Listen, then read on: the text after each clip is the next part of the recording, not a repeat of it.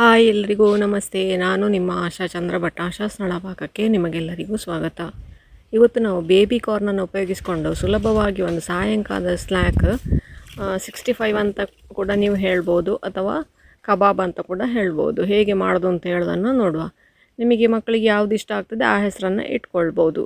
ಇದಕ್ಕೆ ನಾವು ಉಪಯೋಗಿಸ್ತಾ ಇರುವ ಸಾಮಗ್ರಿಗಳಂದರೆ, ಇಲ್ಲಿ 1 ಪ್ಯಾಕೆಟ್ನಷ್ಟು ಬೇಬಿ ಕಾರ್ನು, ಹಾಗೆಯೇ 3 ಟೇಬಲ್ ಸ್ಪೂನಷ್ಟು ಕಾರ್ನ್ ಹುಡಿ, 1 ಟೇಬಲ್ ಸ್ಪೂನಷ್ಟು ಮಿಲ್ಲೆಟ್ ಪೌಡರು, ಸ್ವಲ್ಪ ಉಪ್ಪು, ಶುಂಠಿ ಬೆಳ್ಳುಳ್ಳಿ ಪೇಸ್ಟು, ಜೀರಿಗೆ, 1 ಟೀ ಸ್ಪೂನಷ್ಟು ಗರಂ ಮಸಾಲೆ ಪೌಡ್ರು, ಅರ್ಧ ಟೀ ಸ್ಪೂನಷ್ಟು ಜೀರಿಗೆ ಹುಡಿ, 1 ಟೀ ಸ್ಪೂನಷ್ಟು ಕೊತ್ತಂಬರಿ ಹುಡಿ.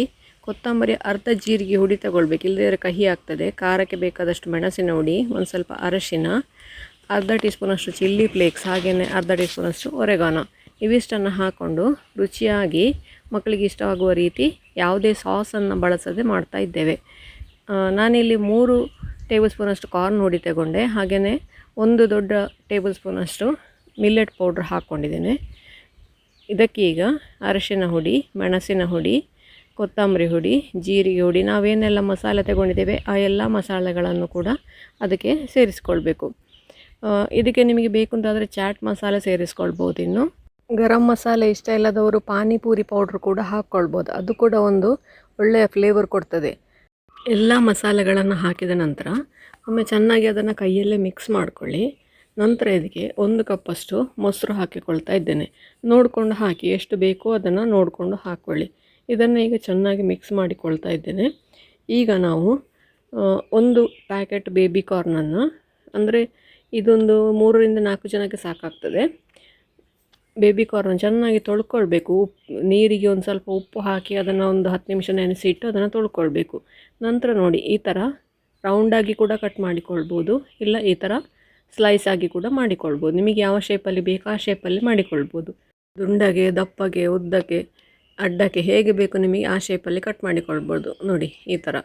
ತುಂಬ ದಪ್ಪ ಉಂಟು ಅಂತಾದರೆ ಅದನ್ನು ಅರ್ಧ ಭಾಗ ಮಾಡಿಕೊಂಡು ಅದನ್ನು ಕಟ್ ಮಾಡ್ಕೊಳ್ಳಿ. ಯಾಕೆ ಅಂದರೆ ಅದರ ಒಳಗಡೆ ಮಸಾಲೆಗಳಲ್ಲಿ ಎಳಿಬೇಕಲ್ವ, ಅದಕ್ಕೋಸ್ಕರ.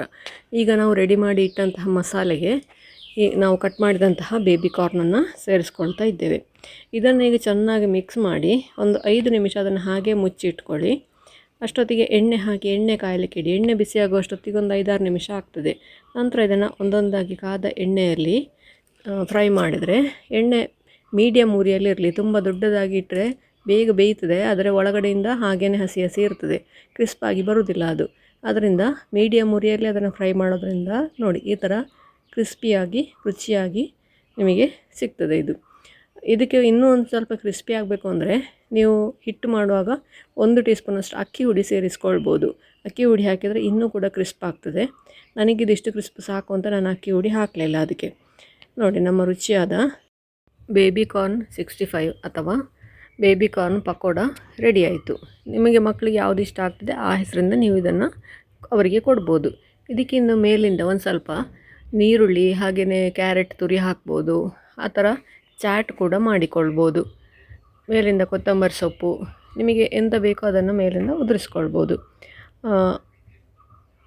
ಕ್ಯಾರೆಟು, ಬೀಟ್ರೂಟು ಎಲ್ಲವನ್ನು ಕೂಡ ತುರಿದು ಹಾಕ್ಕೊಳ್ಬೋದು. ನಮ್ಮ ರುಚಿಯಾದ ಬೇಬಿ ಕಾರ್ನ್ 65 ರೆಡಿ ಆಯಿತು. ನೀವು ಕೂಡ ಒಮ್ಮೆ ಖಂಡಿತ ಟ್ರೈ ಮಾಡಿ ನೋಡಿ, ಹೇಗಾಯಿತು ಅಂತೇಳಿ ಕಮೆಂಟ್ ಮೂಲಕ ನನಗೆ ತಿಳಿಸಿ. ಲೈಕ್ ಕೊಟ್ಟು ಶೇರ್ ಮಾಡಿ.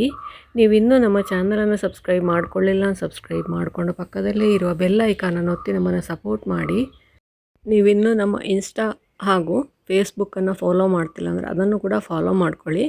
ಹಾಗೆಯೇ ನೀವು ಎಲ್ಲಿಂದ ನೋಡ್ತಾ ಇದ್ದೀರಿ ಅಂತ ಹೇಳೋದನ್ನು ಕೂಡ ನಮಗೆ ತಿಳಿಸ್ಬೋದು. ನಿಮಗೆ ಹೇಗೆ ಅನ್ನಿಸ್ತಾ ಇದೆ ಅದನ್ನು ಕೂಡ ತಿಳಿಸ್ಬೋದು. ಮುಂದಿನ ವಿಡಿಯೋದಲ್ಲಿ ಇನ್ನೊಂದು ಹೊಸ ಅಡುಗೆಯೊಂದಿಗೆ, ಇನ್ನೊಂದು ಹೊಸ ರೆಸಿಪಿಯೊಂದಿಗೆ ಪುನಃ ನಿಮ್ಮನ್ನು ಭೇಟಿಯಾಗ್ತೇನೆ. ಧನ್ಯವಾದಗಳು.